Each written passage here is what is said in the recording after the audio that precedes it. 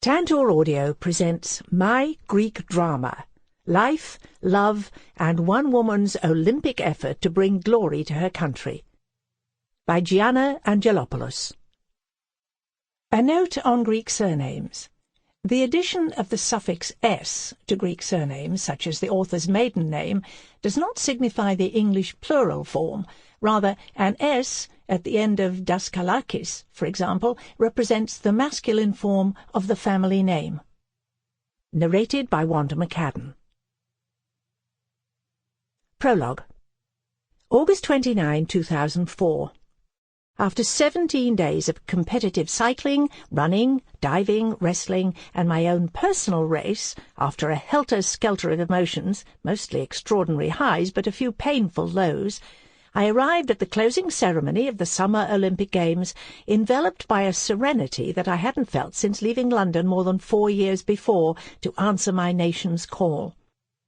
I knew that Greece had triumphed. Greeks knew in their hearts and souls our achievement would cement our Olympic legacy. And on this final day, I was secure in my own personal legacy. My eye had always been on the dream of my childhood to do something great for Greece. And we had delivered unforgettable dream games. Greece had shown the world a nation so unlike the stereotypes, lazy and backward, with which it had saddled us. A modern Greece that by dint of hard work and sacrifice could deliver on its promise and compete on the same playing field as all the other leading nations of a new Europe. My heart was surprisingly light. My Valentino outfit, a silk blouse over peach-coloured slacks accentuated with a sash, was simple yet chic, comfortable and celebratory. And I was ready to celebrate, to join in what my friend Dick Ebersole had characterised as a party for Greece. Indeed, the night was lost to revel. At some point, as the festivities, if not the musicians and dancers, wound down, most of the VIPs around me began to make for the exits. But I simply wasn't ready for the party to end.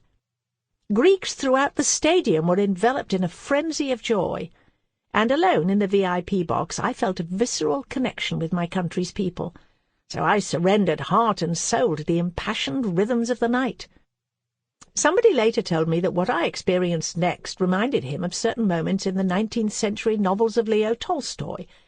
They occurred when a character acted without conscious thought, completely immersed in the passions of the moment. During my Tolstoyan moment, I began to dance the Hasapiko, closing my eyes and extending my arms to the heavens where, no doubt, all the Greek gods were smiling. As I swayed to the music, lost in the exuberant joy of my people, I felt all the cares, anxieties, and pain of my long Olympic struggle flow out of my body. My happiness was truly transcendent. Mine is a story of life and love, success and failure, betrayal and redemption. It is a story of how the lessons and legacy of our Athens 2004 Summer Olympics were abandoned. And it is a story that suggests paths Greece could follow today in its efforts to solve the serious problems it is facing. A memoir that is as much about Greece's journey as it is my own. It is, in every sense, a Greek drama, my personal Greek drama, and the drama of Greece today. Chapter 1. Philoxenia. Olive trees, majestic as the sun plays on their leaves in the breezes coming off the Aegean Sea. The spicy taste of herb tea infused with fresh-picked thyme and dictamos. This rare, expensive herb from Crete is believed to have medicinal virtues. In Virgil's Aeneid, for example, Venus heals Aeneas with a stalk of dittany from Cretan Ida. My family, too, grew dictamos to brew for tea, a powerful potion that assured longevity. The locals call this herb erondas, meaning love. The aromas of melitsana, eggplant, tomatoes and lamb cooking over an open flame in summer, the time when it never rains. These are my memories of the place where I was born, the magical, historic island of Crete. Greece is a country of islands. At present, 4 of the 11 million inhabitants of Greece live either in the capital city of Athens on the Attic Peninsula or in the mountainous northern provinces that extend to the borders with Albania and Bulgaria. But the soul of Greece lies in its 1,200 to 6,000 islands, depending on how you measure them, sprinkled across the Ionian Sea to the west, the Mediterranean Sea to the south, and the Aegean Sea to the east. Only about 200 of these islands are inhabited, and of those, merely 78 have more than 100 residents. Some of the islands are dry. They are covered in rocks, thyme, oregano, and white houses surrounded by blue sea and blue sky. Others are covered in pine trees. Rain, when it falls, falls in winter.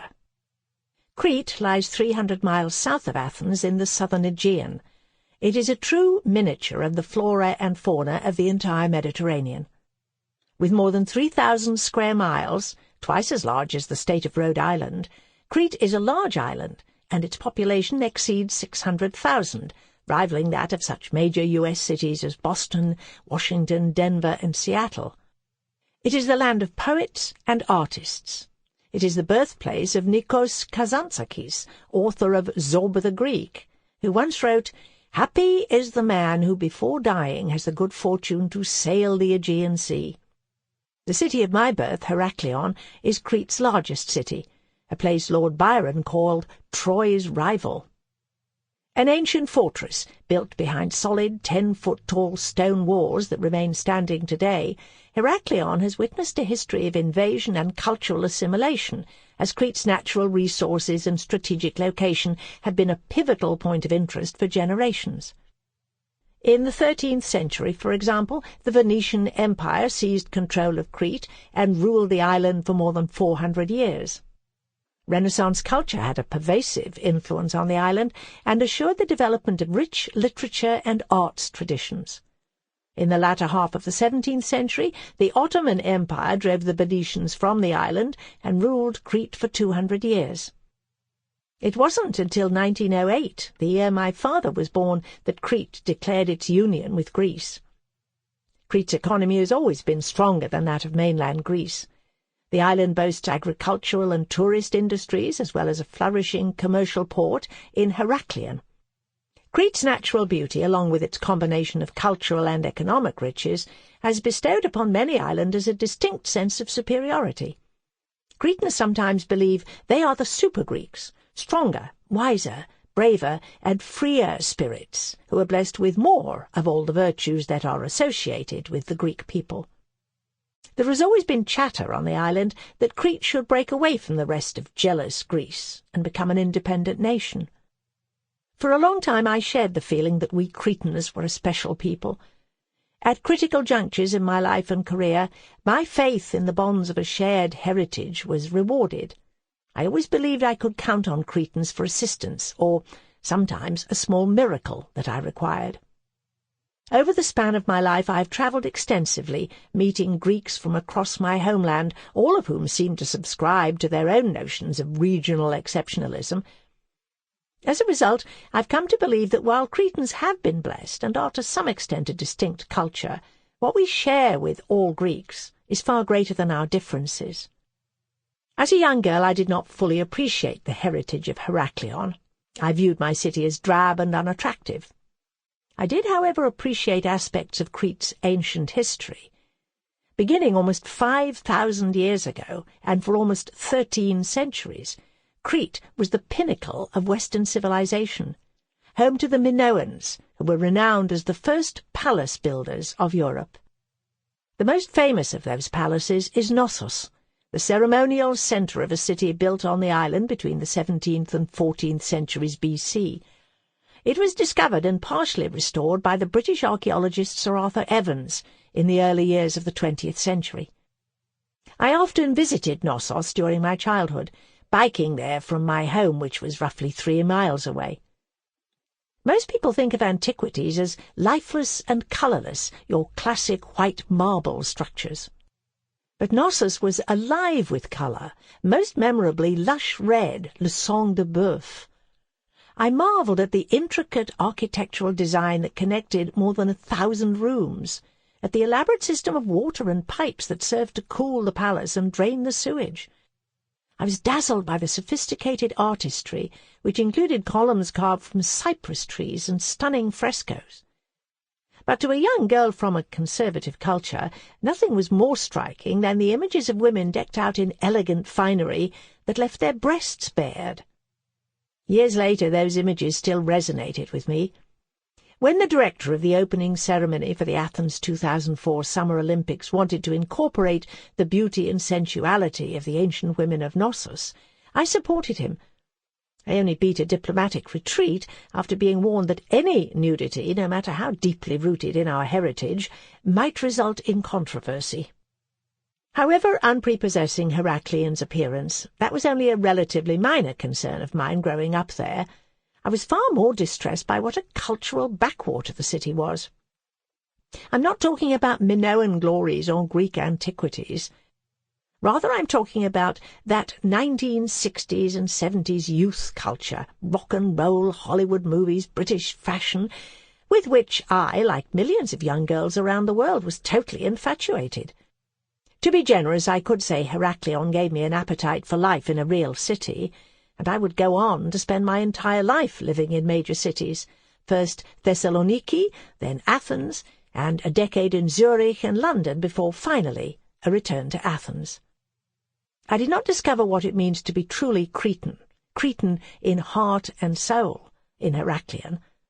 That transformation would occur in the countryside, in the tiny village of Embaros, nestled in a valley in central Crete. When I was born, my paternal grandparents, Manolis Fazakis and Parthenia Daskalaki, had already lived in Embaros for some 40 years, and it was there that they raised my father Phryxus, along with his older brother Achilles and sister Joanna. My father viewed the family homestead in Embaros as the centre of his universe. He insisted on taking my younger sister Eleni and me there as often as possible for vital infusions of the real Crete. So we visited during summer, during school vacations, and over holiday weekends.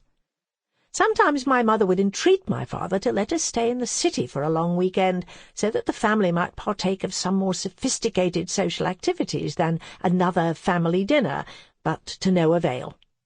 My father felt it was essential that his daughters experience genuine Cretan life, and that they embrace all the values inextricably bound up with his family, the land, and the village. Although Embaros was merely 30 miles south of Heracleon, it was a world apart. Almost all the villages had names from ancient Greece. The men were Achilles, Praxiteles, Epaminondas, and Pericles. All 9 muses, Euterpe, Clio, Thalia, Terpsichore, Erato, Urania, Polyhymnia, Calliope, and Melpomene, were represented by the women there. Later, when I was taught Greek mythology in school, the names of the mighty heroes and the beautiful muses would conjure up for me the rugged and plain faces of the peasant folk in Embaros, instead of those otherworldly creatures.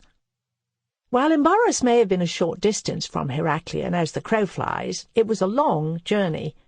To get there we travelled a rough, rutted and overcrowded road on which cars were often stuck behind slow-moving vehicles, carts and mules. My parents may have been the slowest-moving car of all. My father refused to drive. He had been in an automobile accident during his World War II military service, but his reluctance may actually have had more to do with the damage his feet suffered traversing the rugged Albanian terrain during the war. As a result, my mother always drove, and she always maintained a speed that rivaled the pace of your average mule. Make that your average mule carrying a heavy load. Mom insisted that her most important job was keeping us safe, not getting to the village quickly. And she was always totally focused on that task. She never seemed to hear the shouts, "Go wash some dishes, lady," from the other travellers irked by her plodding pace, nor did she appear to see their occasional vulgar gestures. I don't think she even heard my father's oft-repeated refrain, I think he was joking, that her driving would some day be the cause of his strokes. But she always got us there safely, and he never required medical assistance.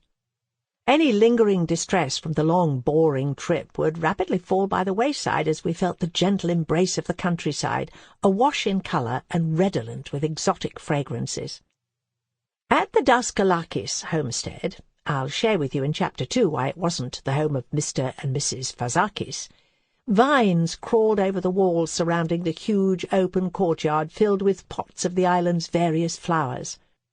Crete boasts more varieties of herbs than in any other European city, and my grandparents planted pots of them as well, particularly basil. Basil would play a major role in my later political life. The door onto the courtyard was always left open, and occasionally a stranger would stumble inside, thinking he was on a path through the village. We Greeks embrace philoxenia, which translates literally as love for strangers. Figuratively, philoxenia means that whoever comes to your house, friend or stranger, must be welcomed, made to feel at home, and offered a lot to eat.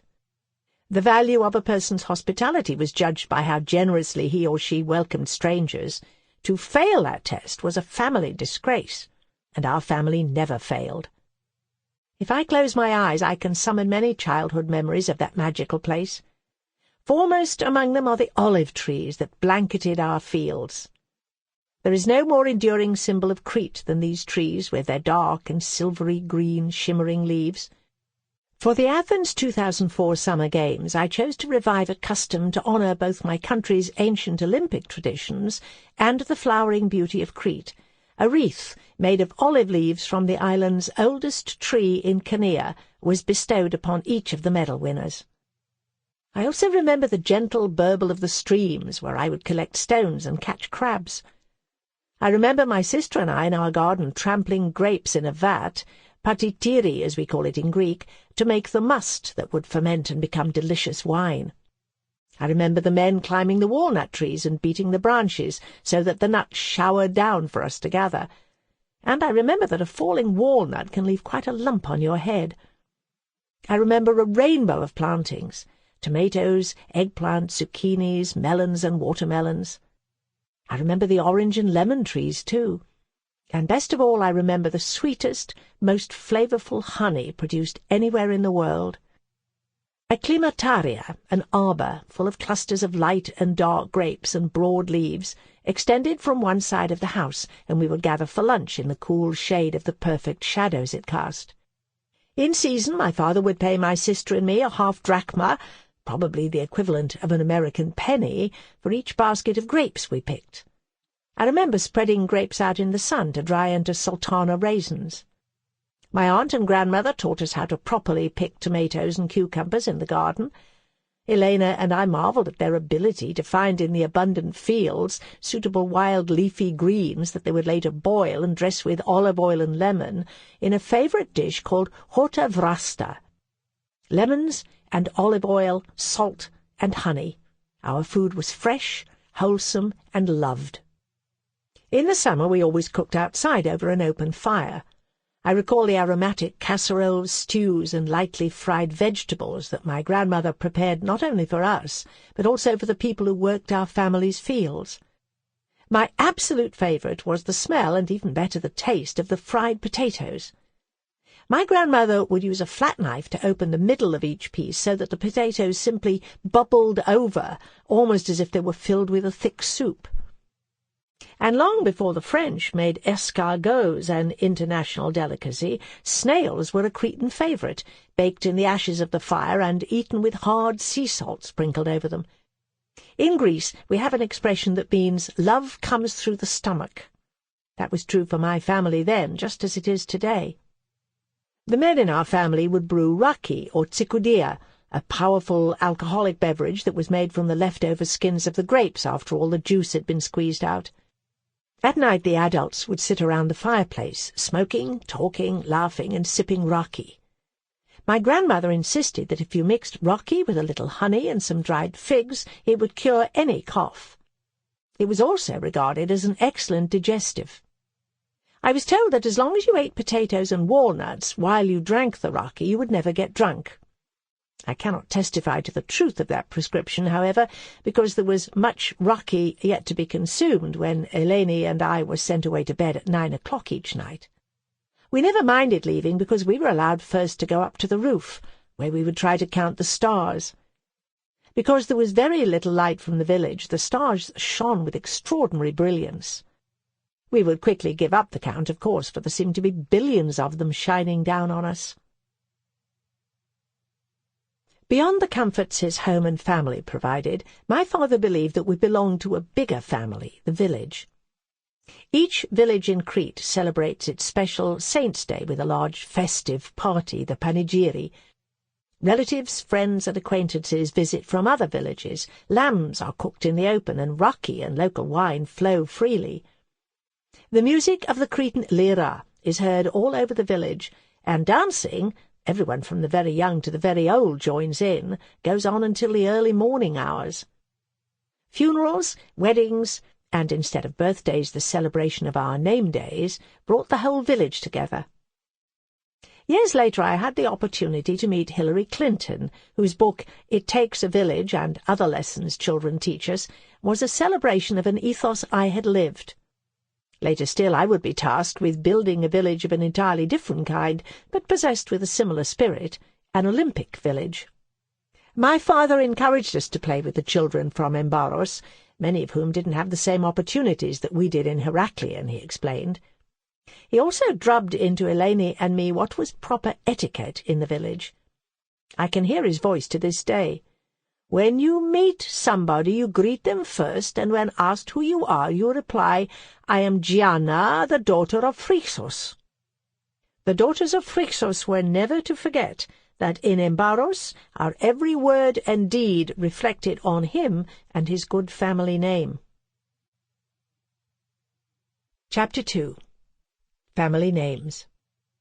According to Greek mythology, Prometheus shaped man out of mud, and Athena breathed the fire of life into his clay figure millennia ago. My personal mythology begins around the turn of the 20th century, with the courtship of my paternal grandparents, whom you just met in Chapter 1. Manolis Fazakis was the proverbial poor but honest man who scratched out a living from the rocky fields of Crete.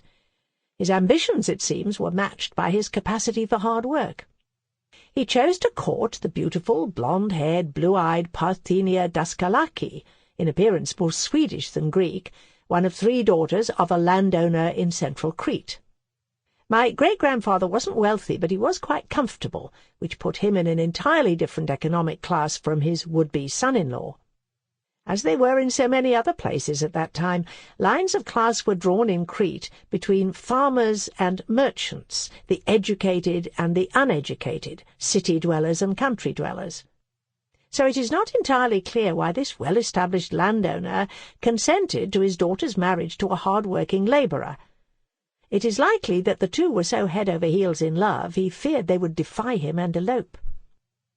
Being a shrewd businessman, he decided it was preferable to marry off a daughter while he could exact a price for his blessing, and because Manolis Fazakis was poor and had little of material value, Parthenia's father demanded of her suitor a rather unusual one.